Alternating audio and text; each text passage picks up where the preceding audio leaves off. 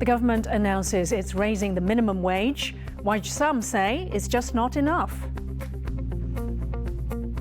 Taiwanese soldiers shoot down a Chinese drone above the islands of Kinmen, just a few kilometers from China. Bringing the fight to the people, semiconductor guru Robert Tsao unveils a $32 million plan to resist China. Plus, a Taiwanese author's work faces a new round of bans in China, but she isn't backing down.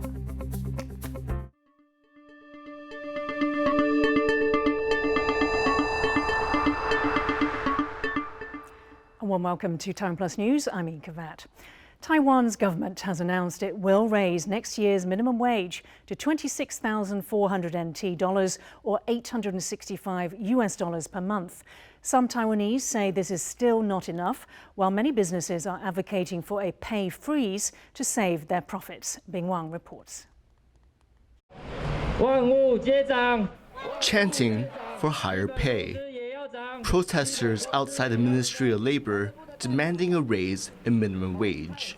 Although Taiwan's government announced plans to raise the monthly minimum wage to 26,400 NT dollars or $865, many here feel a 4% raise is not enough.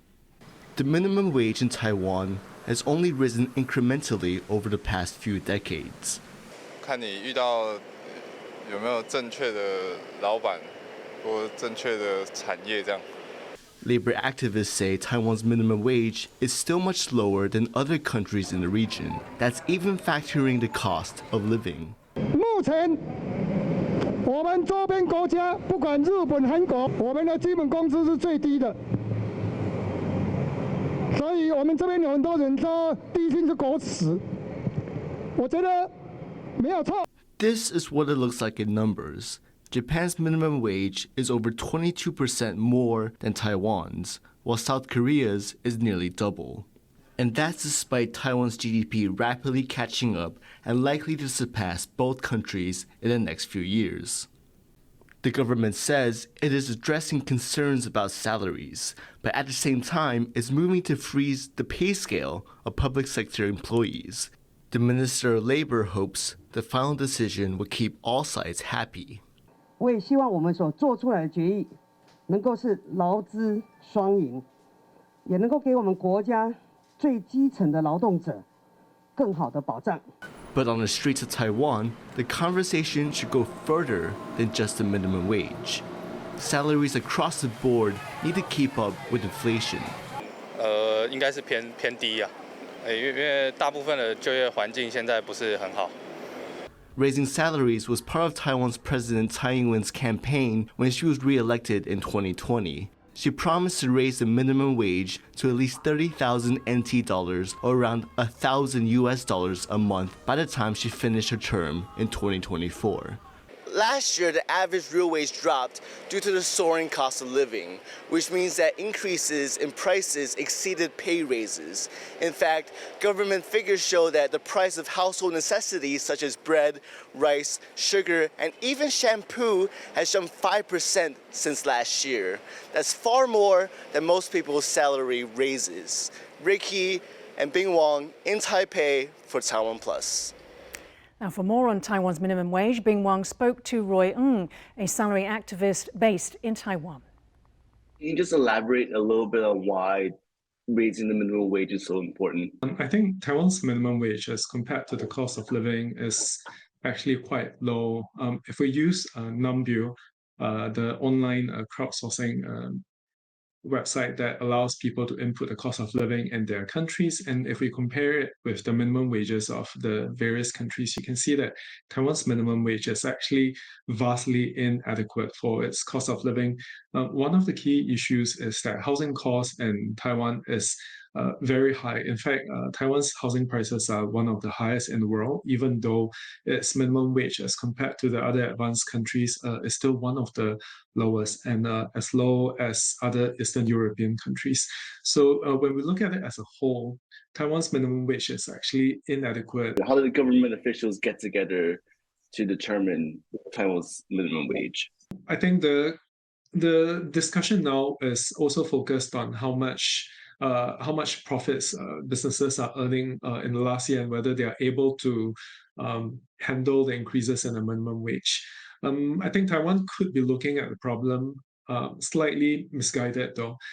If we look at the minimum wage increase over the last 20 years or so and compare it with the domestic consumption in Taiwan, you can see that due to the slower and the stagnant minimum wage increase in Taiwan, it has also resulted in the domestic consumption stagnating.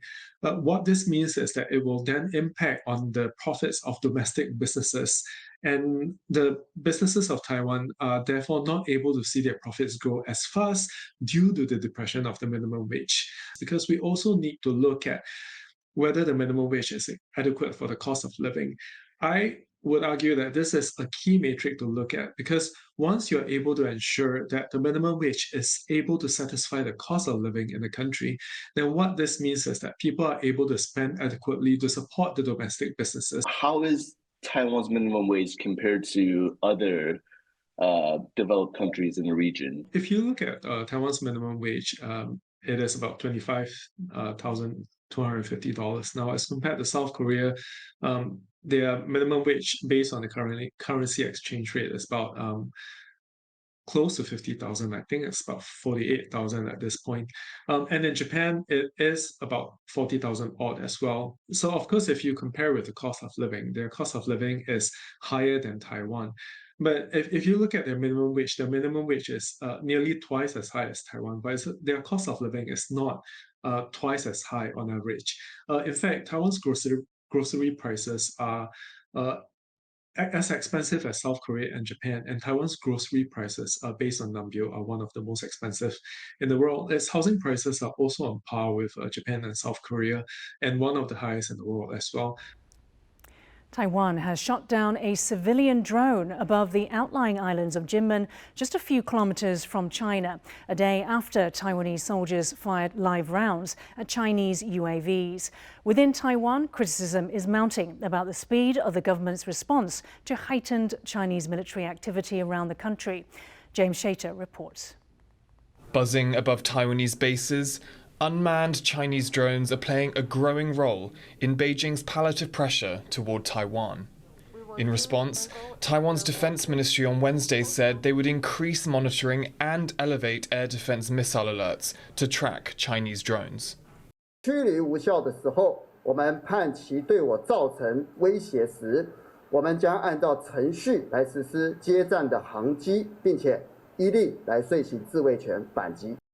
But in Taiwan, politicians from the opposition Kuomintang, or KMT, say the government has been too slow to react. 结果要等到总统出来讲话，然后国防部才有作为，那这样要如何应对任何突发的状况跟危机呢？ The comments come as Taiwan's defense ministry published a report detailing heightened Chinese grey zone warfare tactics. It says Chinese drones are being used to gather intelligence on Taiwanese troop deployments and increase pressure on Taiwan's forces. Chinese aircraft incursions and drone flights have increased since US House Speaker Nancy Pelosi's visit to Taiwan last month. And officials are warning that the uptick in activity could help Beijing establish broader control over the Taiwan Strait. And the PLA then will gradually change the international waterway of Taiwan Strait from high sea for navigation freedom to inland sea of China. And after the new military normal status has been consolidated, the PLA will reject the passage of foreign naval ship through Taiwan Strait. In that new normal, a renewed focus of Taiwanese concern on the spying eyes of Chinese drones. Klein Wang and James Chater for TaiwanPlus. Japan says it will develop mass produce a cruise missile and a high-velocity ballistic missile. The procurement plan was announced in the Ministry of Defence's budget request for 2024. The budget must still be approved by Japan's parliament. The missile plan marks a clear departure from a decades-long range limit imposed on Japan's constitutionally constrained defense forces. Security concerns in Tokyo have mounted over recent months, with China firing 5 ballistic missiles into waters less than 160 kilometers from Japan in the wake of Nancy Pelosi's visit to Taiwan. A Taiwan businessman has announced he is pouring more than $30 million into training people in Taiwan to resist China. He says the civil defense training programs will show that citizens are prepared to fight against aggression and protect their freedom. Louise Watt reports. Wearing a bulletproof vest, one of Taiwan's best-known businessmen unveiled his plan for resistance against any Chinese invasion. The founder and former chairman of semiconductor giant United Microelectronics Corporation, or UMC, is injecting an initial $32 million into training people in civil defense, including rifle shooting. He says he wants to increase Taiwan's capability to defend itself in the face of a growing military threat from China. His plans include training 3 million Taiwanese in civilian defense over 3 years in skills such as first aid and how to prepare for war, and training 300,000 expert marksmen. 这2个计划可以加强我们的防卫力量，宣示我们全民皆兵，抵抗侵略的决心。 Taiwan has long faced the threat of invasion by its giant neighbor China, which claims Taiwan as part of its territory. And public demand for civil defense training has shot up since Russia invaded Ukraine earlier this year. Tsao says his plans are purely civilian, but that they'll need the support of the military, police and others. The Taiwan-born semiconductor guru says he was spurred on to invest in the country's defense after getting angry at China's rollback of freedoms in Hong Kong. He fears the Communist Party will try to foment social and political turmoil within Taiwan. 台湾无人机、半导体等科技实力，如果能够善加整合，军民加强合作，加上美国的关键技术支援，台湾未来绝对具有单独击溃共军来犯的实力，根本无需请他国派兵来援。 At a press conference at a cafe in Taiwan's legislature, Tsao proudly held up his new Taiwan ID card. He's renounced his Singaporean citizenship to come back to Taiwan. He says that's so he can join with other Taiwanese to resist together. With a total of $100 million pledged, he's putting his money where his mouth is. Chris Ma and Louise Watt for TaiwanPlus. President Tsai has thanked Arizona Governor Doug Ducey for his staunch support of Taiwan. During a meeting at the presidential office in Taipei, Tsai highlighted the decision by chip manufacturing giant TSMC to open a new plant in Arizona as one example of close cooperation with the U.S. state. And Ducey says Arizona is looking for further opportunities to work with Taiwan. Arizona's dynamic business ecosystem, combined with Taiwan's innovative industries, is a sure recipe for success and one we hope to repeat often. Taiwan reported more than 33,000 new cases of COVID-19 on Thursday, with 36 deaths. Despite the rise in cases, Taiwan is continuing its slow progress toward opening the country's borders. Today is the first day of relaxed quarantine regulations. Arrivals from overseas no longer need a whole residence to themselves if they want to undergo home quarantine. Instead, they must stick to one person per room. Health officials have also announced that those aged 65 and over can receive 5 rapid COVID tests free of charge. Taiwanese schools have started to offer Taiwan Sign Language classes to all children. As Jean Van Trieste reports, months of work has gone into making sure there are enough qualified teachers. From the age of 6, Taiwanese children must pick a local language in addition to Mandarin to study at school. There are well over a dozen options. Now, for the first time, Taiwan Sign Language is one of them. As the new school year gets underway this week, hearing students are starting to learn the basics. 今天我学到荡秋千，还有时间。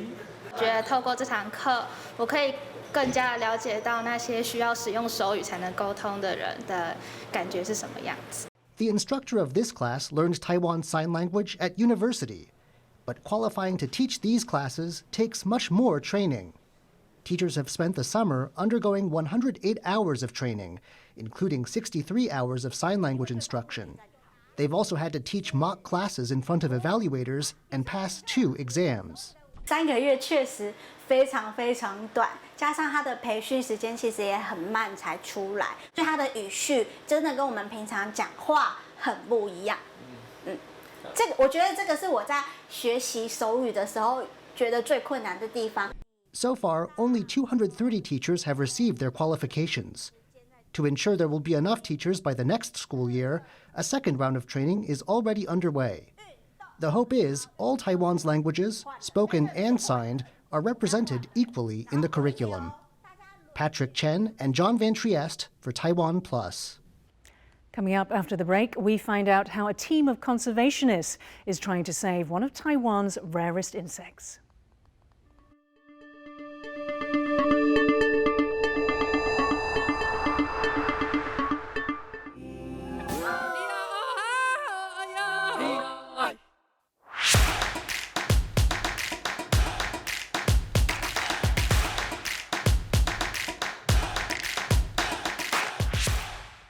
Thanks for watching Taiwan Plus. For more great stories from here in Taiwan and around the world, please download the Taiwan Plus app.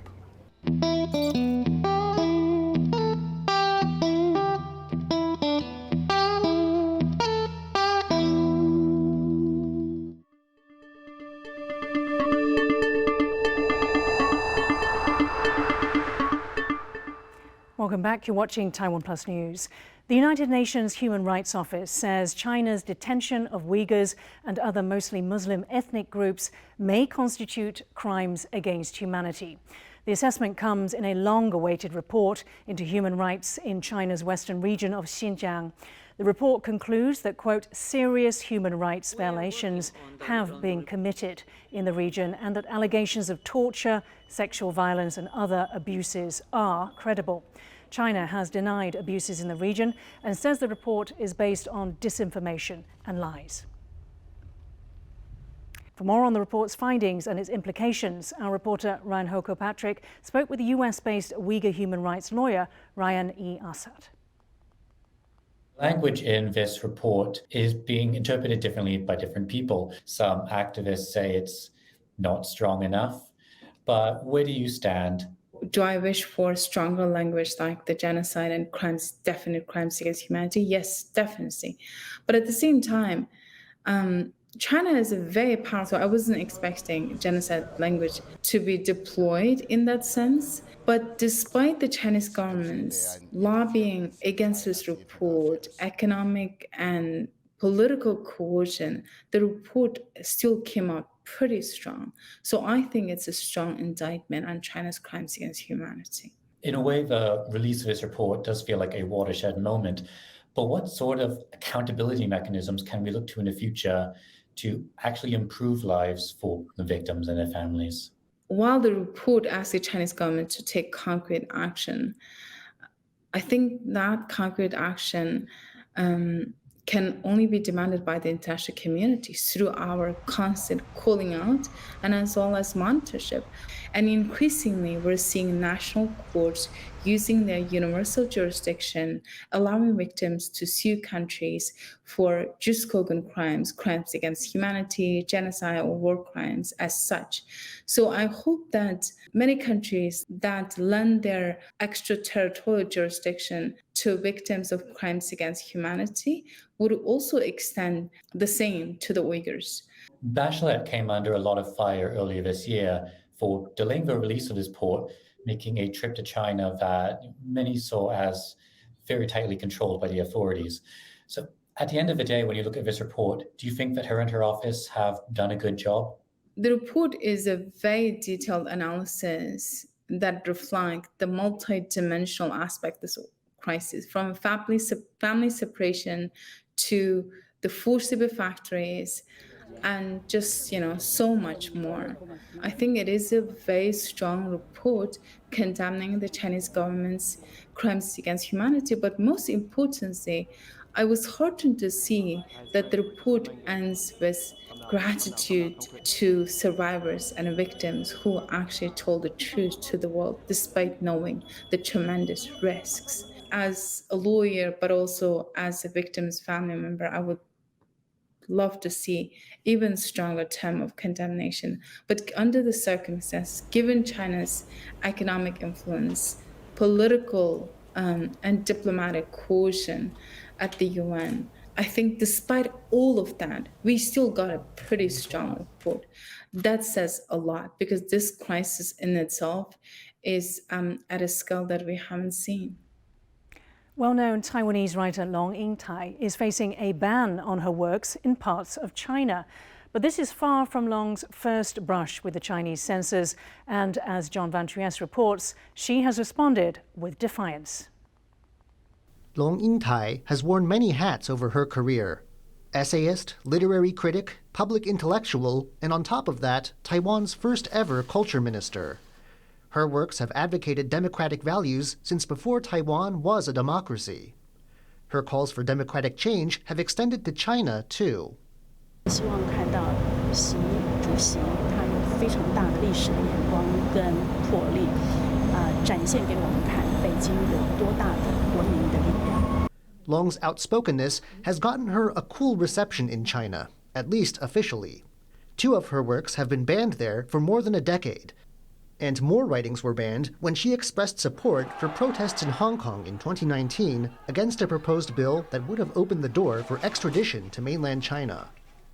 Now, schools in the northeastern Chinese city of Qingdao have sent a list of banned books home to students' parents. All of Lung's works are covered. Parents are not to keep her writings at home or let their children read them. Tensions between Taiwan and China are running high. A visit by U.S. House Speaker Nancy Pelosi to Taipei last month triggered fury in Beijing. China says the visit sent an encouraging message to supporters of Taiwan independence. But some say the latest Chinese ban on Lung's works runs deeper than the issue of independence. 跟台独无关，学界或者言论界有一定的影响力、压制的方式、管制的方式，也许他们认为这样比较安全。Lung has taken news of the ban in her stride. In a post on social media, she wrote, "Your ban is my honor."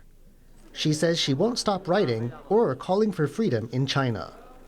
Damon Lin and John Van Trieste for TaiwanPlus.